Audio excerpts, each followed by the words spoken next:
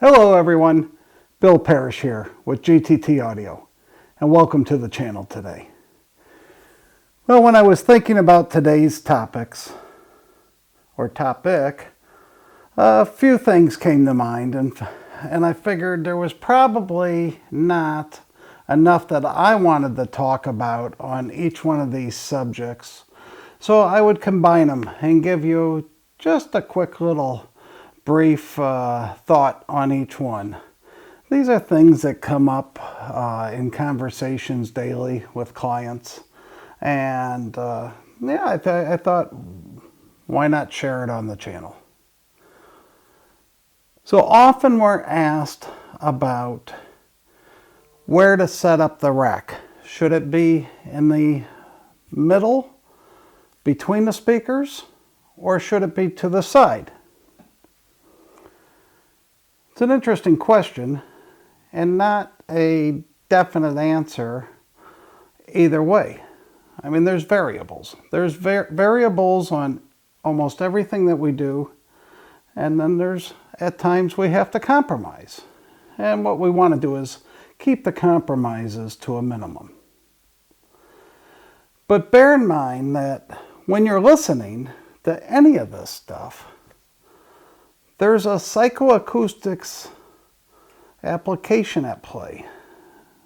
I mean, our brain is connected to our ears, so it's our ears and our brain that's involved in listening and what we hear. So first and foremost, no matter what you do, be sure that you like the aesthetic. If you don't like the aesthetic of what you're setting up, you're not going to like the sound. You're going to be uncomfortable in the room. So make the listening room as comfortable as you can. It should reflect you and your taste. I hope that makes sense. So where do we set up the rack? I prefer to set up the rack to the side. However, you've seen in at least one of my rooms where the rack is set up in between the speakers. At shows, you've seen me set it up to the side, and you've seen me set it up between the speakers. So why the difference? There's no easy answer, except for in a small room, you usually don't have room to put it on the side. If you're running an integrated amplifier, you probably want to set it in between the speakers. Now, why in between the speakers on an integrated?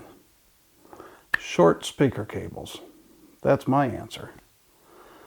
But that brings up a whole other topic. We're often asked long interconnects or long speaker cables. I mean, I believe there was a guy or two out there that was pushing long speaker cables. I feel just the opposite.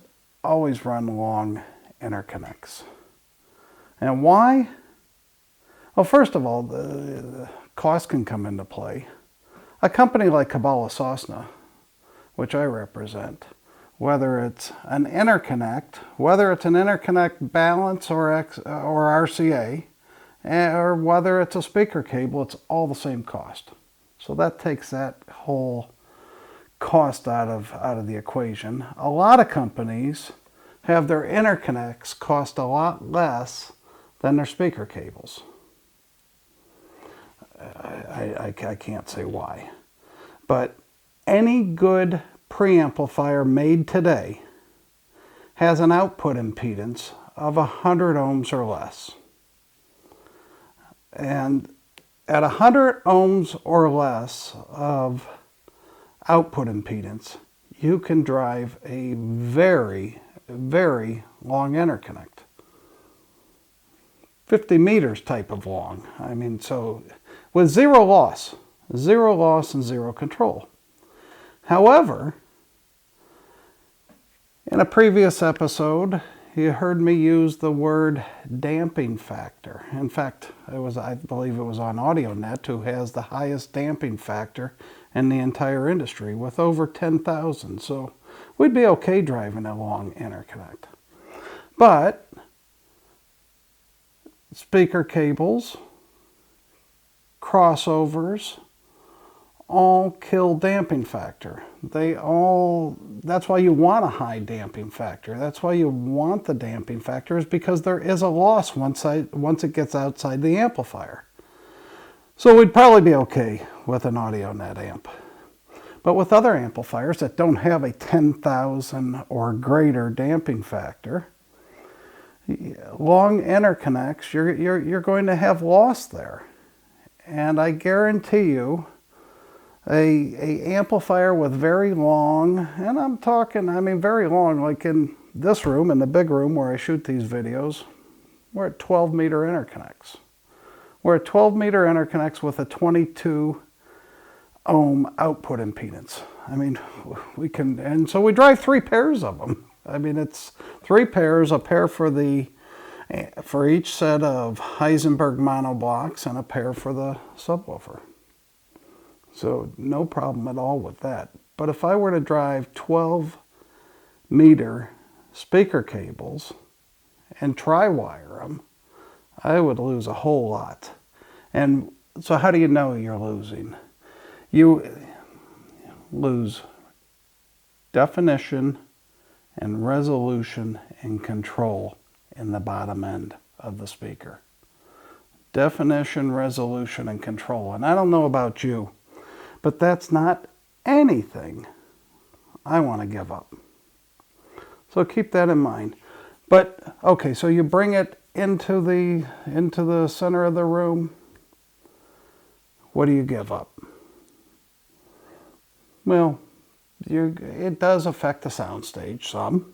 There's no doubt about it. I mean, you can try it, slide it out, slide it back in. You hear the rack there. But you know, like I said, there's compromises. You put it on the side, and now you may need to run longer cables. It's up to you, really. But I'm telling you the pluses and the minuses of each one. You know, and then what about acoustics? Acoustics in a room. Now we're asked that question all the time, and I'm very minimal on aftermarket room treatment, if you will, because you always hear it. And I think the best sounding rooms don't have, or aesthetically looking rooms at least, don't have a lot of room treatment, but they do have natural things. And I always recommend natural, like wall-to-wall carpeting. To me, if you can avoid it, do it. I mean, a nice hardwood floor with a wool rug, definitely the way to go. I mean, the polyester wall-to-wall stuff you hear, the wall-to-wall wool is so much better. But if you can get a wood floor, a nice Persian rug made of wool, a nice mat underneath it, I think that really helps the sound. Also, record racks. This actually helps a lot. I don't like bare walls. You know, throw some credenzas on there. You know, like wood works. I said wool works. If you have windows, window coverings. You know, go with silk. Go with cotton. Things that are made that are found in nature. Stone fireplaces. Okay, no problem. In fact, I have a client who has a room down in, I guess it's the basement cellar area of a house big house that was built in the 1800s. So it's so cool as well. And you've got all these different levels, and you go down, and it's real rock wall. I mean, it's a rock foundation in there. That room, and then wood beams on the ceiling. That room sounds phenomenal. Phenomenal. I just looked at a room a few weeks ago. Double doors, walk in, big beautiful room, nice high tray ceiling, stone fireplace, piano, wood, couches, just walking in there, you could hear your voice in the space, and it sounded so good. I cannot wait to set up the system in that room. That's what you're looking for. Now, you come to GTT Audio, and some of our rooms, we have some things, and other things we don't, but we never overdo it. And then, front wall or back wall, what do you treat? If you have the front wall and it's flat, nothing's on it because you don't want to get distracted. I use some 1-inch fiberboard, covered of course, but that's in this room, and in the other room I use the same 1-inch fiberboard behind the head because I've got the rack in the middle. I think one side live, one side not live, that works. It doesn't matter what side it is. You just want to get things, and this stuff is covered in wool. So again, it's not that polyester stuff. You can hear that. It just does not sound that good. So I would definitely think of that when setting up your rooms and acoustics. We're just going to call it a short video today.